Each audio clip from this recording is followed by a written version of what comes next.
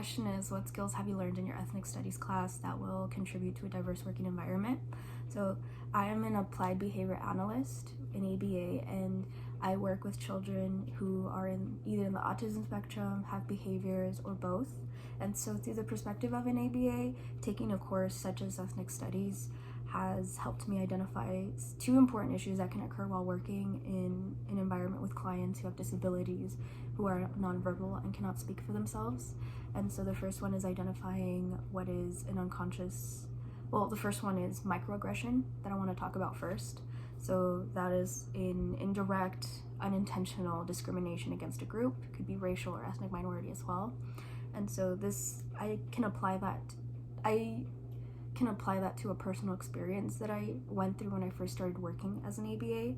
So when I first started, I was supposed to shadow a fellow therapist who is very well spoken of, very highly praised for his work in therapy.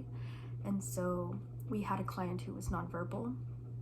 And when it was time for him to go to the restroom, but before we started, the therapist actually leaned in close to the client and says, "You smell like curry." And then he got close again and smelled him again to confirm, "Oh yes, you smell like curry." And so I deeply regret that I did not report that to human resources, or that comment, as I felt that the client should not have been exposed to something so dehumanizing as a comment like that. During that time, I didn't know how to respond to something like that, especially because the therapist was praised for his work. So, and the comment was very casually brought in, and that was it. And so it taught me how to identify that, and how that is not the way to approach therapy with a client who is disabled and cannot speak for themselves.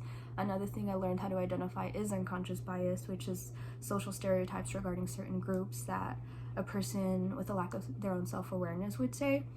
And so it taught me to identify that just because the client is nonverbal, cannot speak up, does not mean that they don't understand what is being said about them in front of them.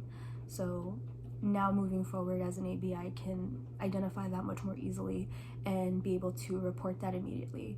Fortunately, that therapist is no longer with the company. So I'm grateful to be able to take an ethnic studies course, as it is a crucial resource to utilize in order to navigate the way we should ethically communicate with others without creating more division than there already is.